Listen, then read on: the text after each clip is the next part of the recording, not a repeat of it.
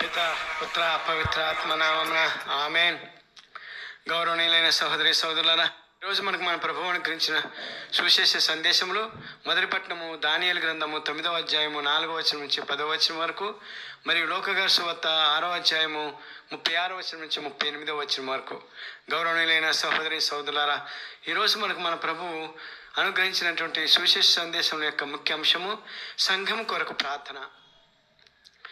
గౌరవ సహోదర సహోదరి, ఒక వ్యక్తి తను చేసిన వ్యక్తిగత తప్పులను దేవుని ముందు నిజాయితీగా ఏ దాపరికం లేకుండా తన తప్పులను ఒప్పుకొని మనోవేదన చెందుతూ, అవసరమైతే గుండె బాదుకుంటూ మనోవికరణ చెందుతూ కన్నీరు మున్నీరుగా దుఃఖిస్తూ, ఇంకా తన దుఃఖంతో సంతృప్తి చెందక ఉపవాసం చేస్తూ పరితాప హృదయంతో తండ్రి దేవుని ముందర దావీదు మహారాజుల పాప క్షమాపణకై ప్రార్థించడం సహజం.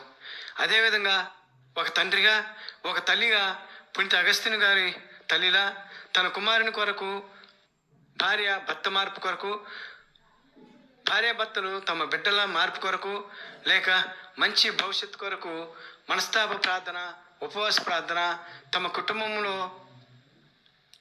కుటుంబ ప్రార్థన ద్వారానో, లేక దేవాలయాలకు వెళ్ళి, లేక కూడిక ప్రార్థనకు వెళ్ళి తండ్రి అయిన యావే దేవుని తన కుమారుడు క్రీస్తు ద్వారా మన కుటుంబాన్ని, మన బిడ్డల్ని ఆశీర్వదించమని ప్రార్థన చేస్తాం. అలాగే మన పవిత్ర బైబిల్ గ్రంథంలో చాలామంది ప్రార్థన చేయటం విన్నాం. ఉదాహరణకి మన పవిత్ర బైబిల్ గ్రంథంలో మొదటి సమూయేలు గ్రంథము 1వ అధ్యాయము 10వ వచనం నుంచి 17వ వచనంలో అబ్రహాము సంతానం కొరకు ప్రార్థన చేయటం వింటాం. ఆదికాండము 15వ అధ్యాయము 2-3 వచనంలో. అదేవిధంగా యోబు గ్రంథంలో యోబు 1వ అధ్యాయము 5వ వచనంలో యోబు తన బిడ్డల క్షేమం కొరకు తండ్రి దేవునికి బలులు అర్పించడం చదువుతాం. అదేవిధంగా ఇస్సాకు తన భార్య కొరకు ప్రార్థన చేయటం మనం చదువుతాం. ఆదికాండము 25వ అధ్యాయం 21వ వచనంలో. కానీ ఎవరైనా ఎక్కడైనా ఒక వ్యక్తి తన కొరకు కాకుండా, తన క్షేమం కొరకు కాకుండా తన సంఘం కొరకు ప్రార్థించడం విన్నారా అని ప్రశ్నించుకుంటే మనకు చాలా తక్కువ మంది, మరీ ముఖ్యంగా చాలా అరుదుగా కనిపిస్తారు. అది కూడా పవిత్ర బైబిల్ గ్రంథంలో చూస్తాము. అది క్రైస్తవుల యొక్క మనస్తత్వం, లేక ఇజ్రాయేల్ యొక్క మనస్తత్వం. అంటే యావే దేవుని నమ్మిన వారి యొక్క మనస్తత్వం ఎక్కువగా అలా ఉంటుంది. యావే దేవుని నమ్మిన వారు సమాజం బాగుంటే కుటుంబం బాగుంటుందని, కుటుంబం బాగుంటే కుటుంబ సభ్యులు బాగుంటారు. ఎందువల్లంటే ప్రతి వ్యక్తి కుటుంబంలో భాగస్తుడే, ప్రతి కుటుంబం సమాజంలో భాగమే. కాబట్టి ఈ ఉద్దేశంతోనే ప్రార్థనలు సమాజం కొరకు చేస్తాం.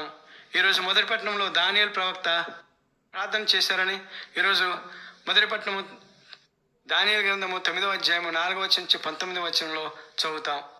దానియేలు ప్రవక్త తన ప్రార్థనలో తండ్రి అయిన యావే దేవుని మహిమను ప్రకటిస్తూ, తాను ఇజ్రాయేల్ ప్రజలకు చేసిన కట్టడలను పాటిస్తూ, ఆ కట్టడలను పాటించిన ప్రజలను కూడా ఎంతో ఆదరణతోనూ, ప్రేమతోనూ, దయతోనూ చూస్తారు. దేవుడు తమను అంత దయతో చూస్తున్నప్పటికీ ఇజ్రాయేల్ ప్రజలు దేవుని ఆజ్ఞను మీరి తండ్రి దేవునికి తలవంపు తెచ్చారు. ఆ తలవంపును ఇజ్రాయేల్ ప్రజలు వారు వీరు అని కాకుండా, ఇజ్రాయేల్ ప్రజల్లో సామాన్య వ్యక్తి నుండి పరిపాలించే రాజు వరకు అందరూ పాపములు చేసి రాజ్యాన్ని కోల్పోవటం, ఇజ్రాయేల్ శత్రువుల చేత బానిసలుగా కొనిపోబడటం వారికి పరిపాటి అయింది. అందువలన ఈ మీ బిడ్డలను మన్నించండి ప్రభు అంటూ 9వ వచనంలో దానియేలు ప్రవక్త చివరిగా ప్రార్థన చేస్తారు. మా మొర వినుము, మమ్ము క్షమింపుము, మా వేడుకోలను ఆలకించి జాగు చేయక మమ్ము ఆదుకొనుము. అప్పుడు ఈ ప్రజలు మిమ్ము దేవుడని గ్రహింతురు. దేవా, ఈ నగరము అనగా యెరూషలేము నగరము, ఈ ప్రజలు అందరూ మీ ప్రజలు, నీవారు అంటూ తన ఇజ్రాయేల్ ప్రజల కొరకు దానియేలు ప్రవక్త వేడుకున్నాడు. గౌరవనీయులైన సహోదరి సహోదరులారా, ఈ విధంగా దానియేలు ప్రవక్త తండ్రి అయిన యెహోవా దేవుని ఇజ్రాయేల్ ప్రజల యొక్క మన్నింపు కొరకు, మరియు ఇజ్రాయేల్ ప్రజల యొక్క ముఖ్య పట్టణమైనటువంటి యెరూషలేములో ఉన్నటువంటి యెరూషలేము దేవాలయం కొరకు ఎంతో తదేక దీక్షతోటి దేవుని యొక్క పాదాల చెంత సాష్టాంగపడి ప్రార్థన చేస్తాడు. గౌరవనీయులైన సహోదరి సహోదరులారా, ఈ విధంగా దానియేలు ప్రవక్త చేసినటువంటి ప్రార్థనలో మనం గ్రహించవలసినవి, నేర్చుకునవలసినవి మరియు పాటించవలసిన విషయాలు 4 ఉన్నాయి. అవి ఏమిటంటే, మొదటిగా పాప మన్నింపు ఒప్పుకోలు. ఈ పాప మన్నింపు ఒప్పుకోల్లో ఇశ్రాయేల్ ప్రజలు ఎటువంటి వారో, ఏ తప్పులు మరియు ఏ పాపములు చేశారో దానియేలు ప్రవక్త తండ్రి అయిన యెహోవాదేవుని ముందు ఒప్పుకుంటాడు. ఈ విషయాలు 5-6 వచనంలో ఉన్నాయి. ఈ విషయాలు మనం చదివి తెలుసుకుందాం. చూడండి గౌరవనీయులైన సహోదరి సహోదరులారా, దానియేలు ప్రవక్త తండ్రి అయిన యెహోవాదేవుని ఎంత దీనంగా వేడుకుంటున్నాడో. 5వ వచనము, మేము దుష్టులమై పాపములు అపరాధములు చేసితిమి. మేము నీ ఆజ్ఞలను శాసనములను పాటింపక వాని నుండి వైదొలగతిమి. నీ దాసులైన ప్రవక్తలు నీ పేరు మీదుగా మా రాజులతో, మా పూర్వీకులతో, మా జాతి అంతటితో మాట్లాడరి.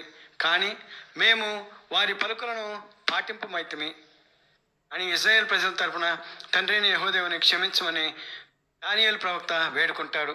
గౌరవనీయులైన సహోదరి సహోదరులారా, రెండవ విషయము దేవుని సుగుణములను గుర్తు చేసుకోవటం. అంటే యావే దేవుడు దయగలవాడని, ప్రేమమయుడని, ఆయన తను ప్రజలకు ఇచ్చినటువంటి ఆజ్ఞలను నెరవేర్చువాడని, దేవుడు మహాత్ముడని తెలుపుతున్నాడు. 4వ వచనంలో దానియేలు ప్రవక్త తండ్రి అయిన యెహోవాదేవుని గురించి ఎలాగా ప్రకటిస్తున్నాడు. ప్రభువైన దేవా, నీవు మహాత్ముడవు, నేను నిన్ను గౌరవించున్నాను. నీవు నిబంధనను పాటింతువు, నిన్ను ప్రేమించు వారిని దయతో చూసేదవు, నీ ఆజ్ఞలను నెరవేర్చదవు అని తండ్రి అయిన యెహోవాదేవుని గురించి ప్రకటిస్తున్నాడు.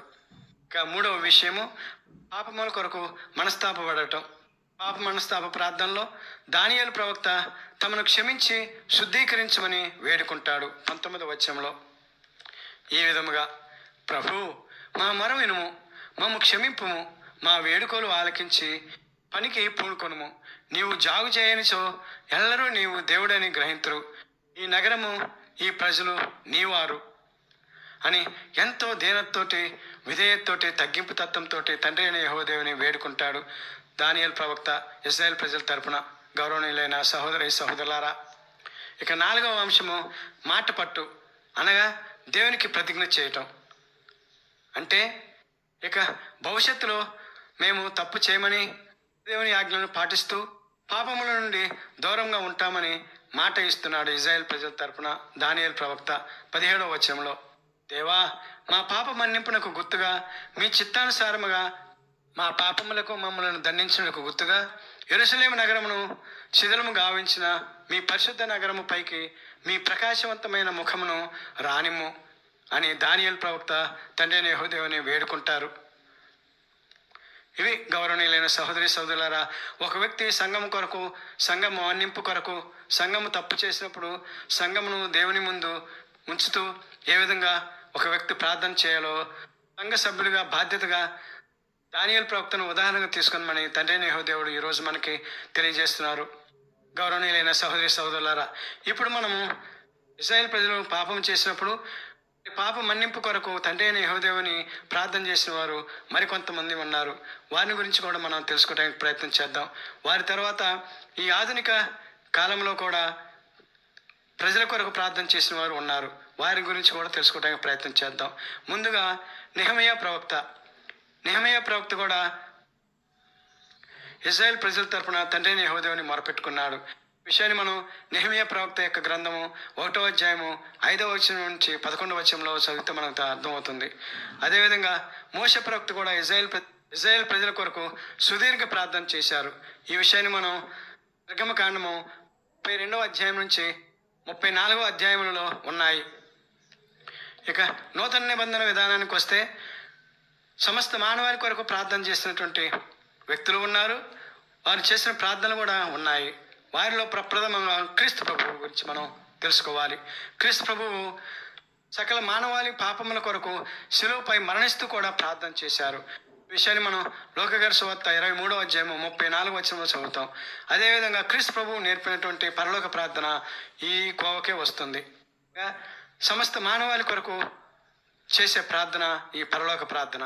చివరిగా మనం ప్రధానంగా చెప్పుకోవాలంటే ఇది ఎక్కువ మందికి తెలియని విషయం కాదు.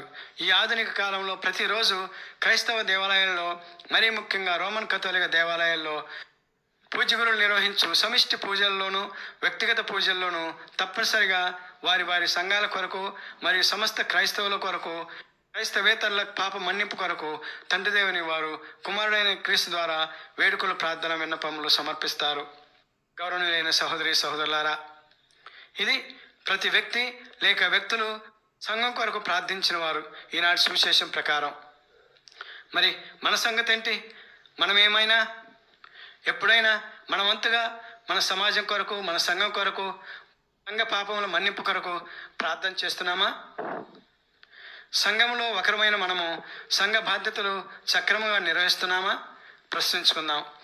ప్రత్యేకంగా ఈ ఉపాస దినాల్లోనైనా ప్రార్థన చేయడానికి ప్రయత్నం చేద్దాం. ఇప్పటివరకు ప్రార్థన చేయకపోతే ఎప్పటి నుంచైనా ప్రార్థన చేయడానికి ప్రయత్నం చేస్తూ ఇప్పుడు మన ఈ యొక్క సందేశ ముగింపులో తండ్రి దేవుని మన సంఘం కోసం ప్రార్థన చేద్దాం. దయచేసి అందరూ నాతో ఏకీభవించవలసిందిగా మిమ్మల్ని ఆహ్వానిస్తున్నాను. ప్రార్థన. తండ్రి యెహోవా, మహామహిమ కలిగిన శక్తి సంపన్నుడా, మేము విశ్వసించి మీ కట్టడలను పాటించక ఈ రోజుల్లో సంఘాలుగా విడిపోతున్నాయి. తండ్రి యెహోవా, మీ విశ్వాసం అని చెప్పుకొని జ్ఞానస్నానము తీసుకొని కూడా పూర్వ జీవితంనే జీవించుటకు ఇష్టపడుతున్నాం, అనగా పాప జీవితం జీవించుటకు ఇష్టపడుతున్నాం. తండ్రి యెహోవా, మీరు ఏ విధంగానైతే మీ ఆజ్ఞలను పాటించని ఇశ్రాయేలీయులను ఆ రోజుల్లో యెరూషలేము దేవాలయాలను, యెరూషలేము నగరమును శత్రు దేశాలకు అప్పచెప్పారో, అలాగే ఈ రోజుల్లో కూడా ఈ మీ బిడ్డలమైన మేము జీవిస్తున్న మా పాప జీవితానికి ఫలితంగా సాతాను అన్న శత్రువుకు చిక్కుతున్నాము.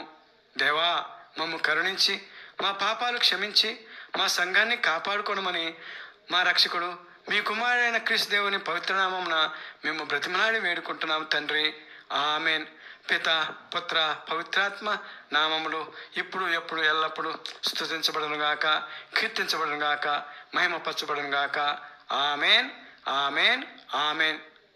గౌరవనీయులైన సహోదరి సహోదరులారా, దయచేసి మీ వంతుగా ఈ యొక్క ఛానల్ను సబ్స్క్రైబ్ చేసుకొని లైక్ చేస్తూ కామెంట్ చేస్తూ ఎక్కువ మంది సందేశాన్ని విని దేవుని యొక్క కృపకు పాత్రలయ్యేటట్లుగా మీరు సహకరించవలసిందిగా మిమ్మల్ని కోరుతున్నాను. దేవుడు మిమ్మల్ని దీవించుదురుగాక. ఆమెన్. పిత, పుత్ర, పవిత్రాత్మ నామమున ఆమెన్.